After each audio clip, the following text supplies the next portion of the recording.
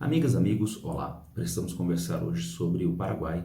O nosso país vizinho está notável nos últimos tempos em duas perspectivas. Primeiro, no dia de hoje, nós temos no Paraguai eleições presidenciais. Os nossos vizinhos paraguaios vão às urnas para eleger o seu próximo presidente para os próximos 4 anos de mandato. E a segunda coisa, agora no ano de 2023, o Tratado Itaipu está vencendo, o tratado que foi assinado em 1973, de regulação da manutenção, uso, consumo da energia de Itaipu, valia para 50 anos, está vencendo agora em 2023. Como esse tratado poderá ser revisto, isso é muito importante nós debatermos a partir de agora, tendo em vista que Itaipu já gerou uma série de tensões e também contribuiu para superar uma série de tensões entre Brasil e Paraguai, entre Brasil, Paraguai e Argentina.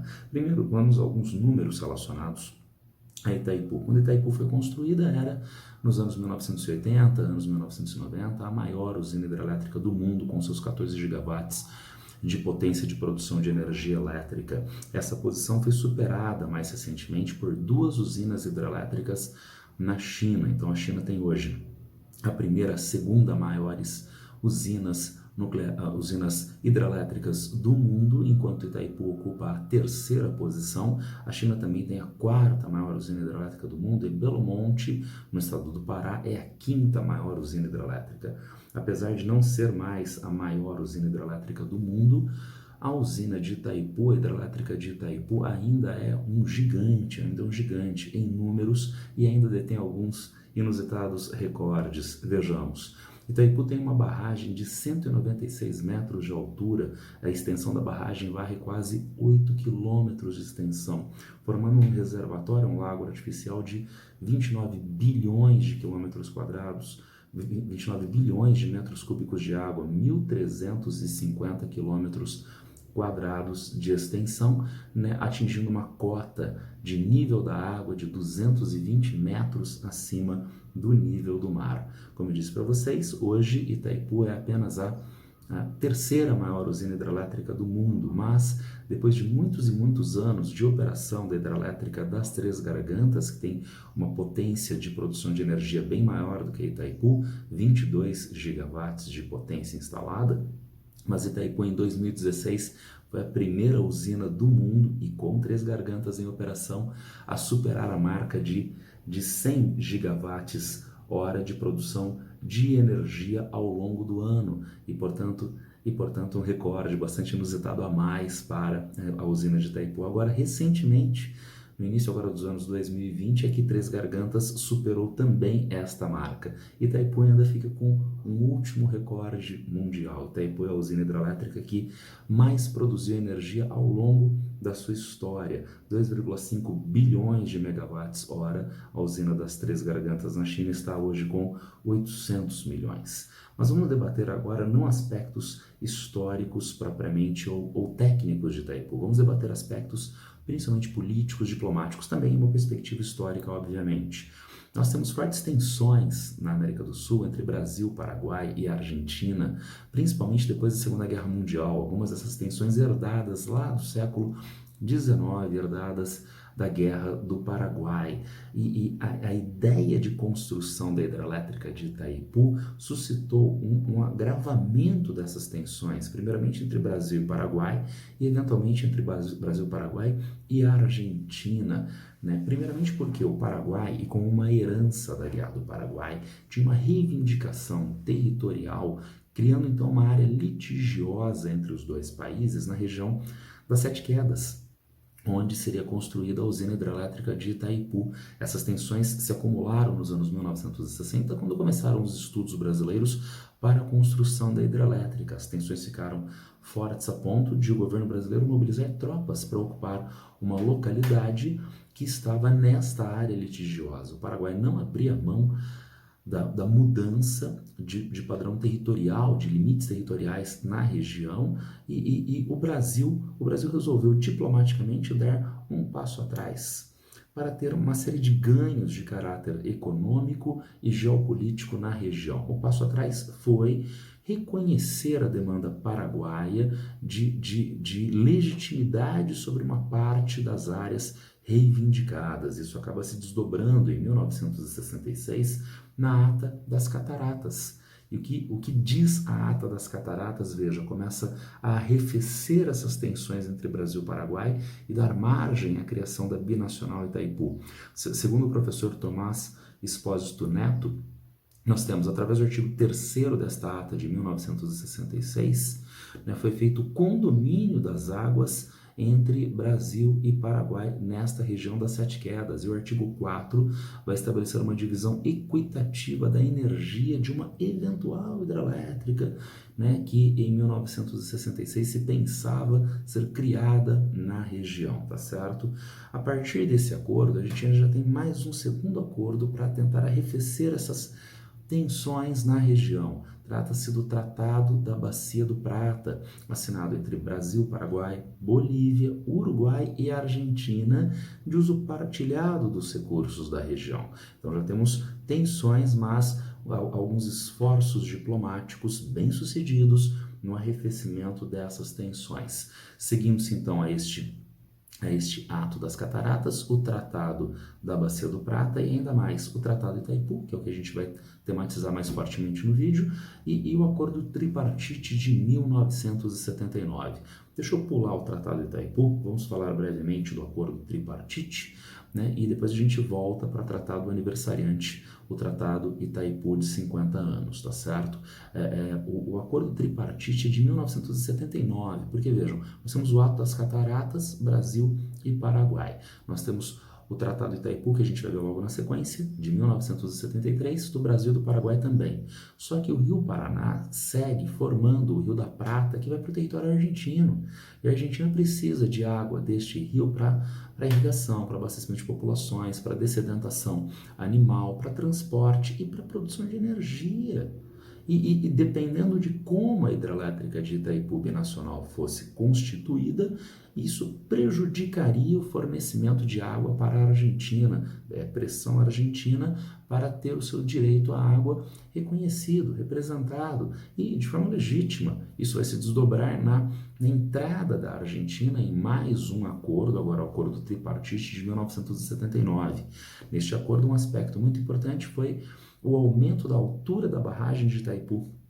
Este aumento da altura possibilitou uma retenção de água, como que eu falei há pouco, de 220 metros, cota de 220 metros no lago artificial de Itaipu. Através desse aumento da altura do lago, da barragem e da cota do lago, nós temos a possibilidade de funcionamento de duas usinas hidrelétricas em território argentino, as usinas de Jaciretá e a usina de Jaciretá e a usina de Corpus. Essas duas usinas têm, então, possibilidade de funcionamento, são usinas de grande porte, vejam no esquema, Corpus, que tem um potencial de 4,4 gigawatts de produção de energia, são usinas de grande porte e passam a ter possibilidade de funcionamento mediante este aumento da altura da barragem de Itaipu, tá certo? Agora, e o Tratado Itaipu de 1973, o nosso aniversariante de 50 anos.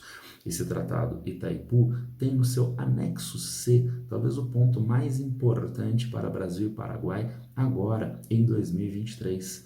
No anexo C é acordada a distribuição da energia de Itaipu e mediante a Ata das Cataratas em partes iguais. 50% da energia de Itaipu é do Brasil, 50% é do Paraguai.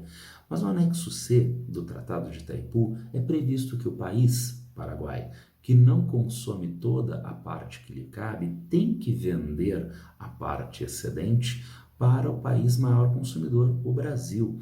Então, desde que Itaipu entrou em operação, o Brasil consome parcelas maiores da energia de Itaipu frente à sua cota de 50%. Claro, o Paraguai não doa, ele vende isto para o Brasil, porém ele vende a que preço? Vejam vocês, está marcado aí, nós temos o preço da energia de $220 em média, preço da energia elétrica, de $220 na média mundial, mas o Brasil paga para o Paraguai $44. Por que o Brasil paga menos para o Paraguai? Porque o Brasil entrou com mais recursos na criação da hidrelétrica de Itaipu. Então, a energia que o Paraguai vende para o Brasil com um valor menor compensa esta parte que o Brasil pagou a mais da construção da hidrelétrica. E nós temos outros números que geram talvez essa discordância do tratado entre Brasil e Paraguai. Dá uma olhadinha aí no abastecimento total de cada país.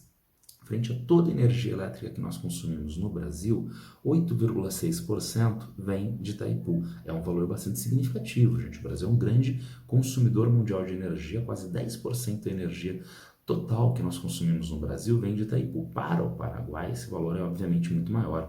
86,3% do Paraguai é abastecido só com a parte que lhe cabe de Itaipu.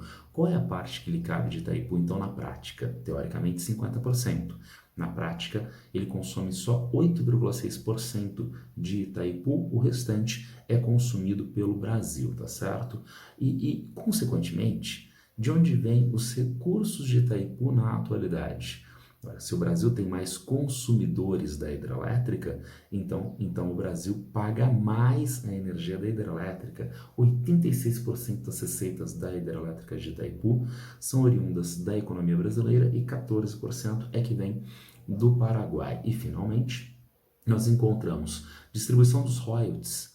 Novamente, o país que pagou menos pela construção da hidrelétrica recebe mais royalties da hidrelétrica, recebe 64%, tá certo? Bom, então nós temos números discordantes. O Brasil pagou mais, né? Mas o Brasil consome mais.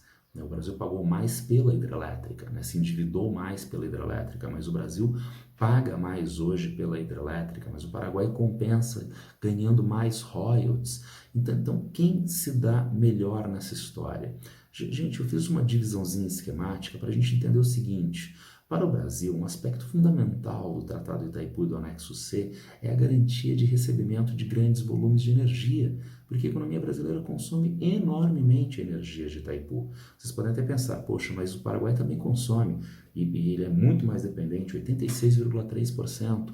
Sim, mas o Paraguai hoje tem uma carência enorme de linhas de transmissão de energia. Então ele não tem como utilizar mais a hidrelétrica de Itaipu. Então, para o Brasil, o que é ponto fundamental é o Brasil continuar tendo parcelas significativas da energia elétrica de Itaipu, que é fundamental, uma energia fundamental para o abastecimento da economia brasileira.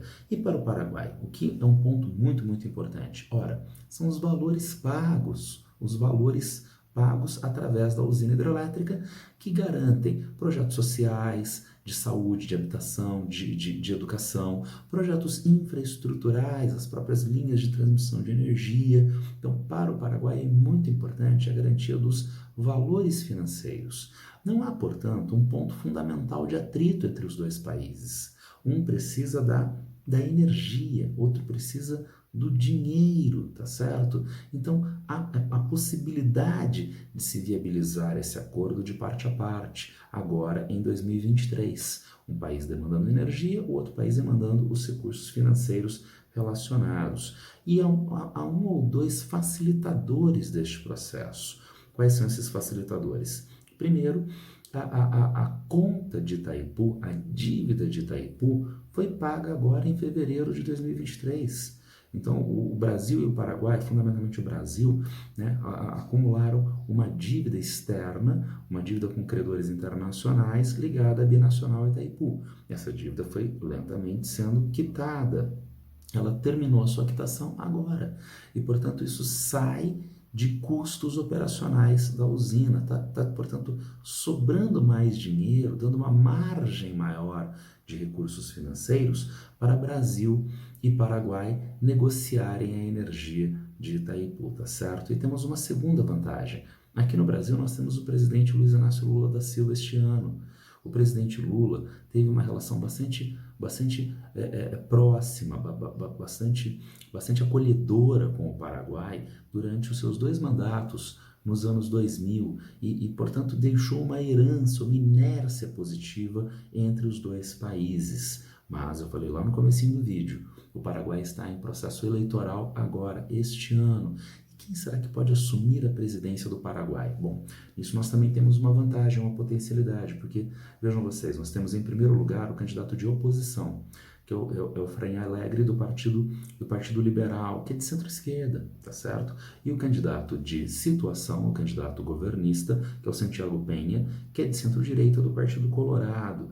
Agora, o que esses dois candidatos dizem acerca do Brasil? Vejam, recentemente os dois deram entrevistas a meios de imprensa aqui no Brasil, e o candidato Peña, o candidato que está em segundo lugar, mas em empate técnico com o primeiro colocado, disse: a lembrança que o Paraguai tem do governo Lula é muito boa e com a mesma visão que nós olhamos o futuro da relação bilateral entre Paraguai e Brasil. Então parece que o segundo colocado não sinaliza tensões com o Brasil, né? E o primeiro colocado, na prática, em empate técnico, né?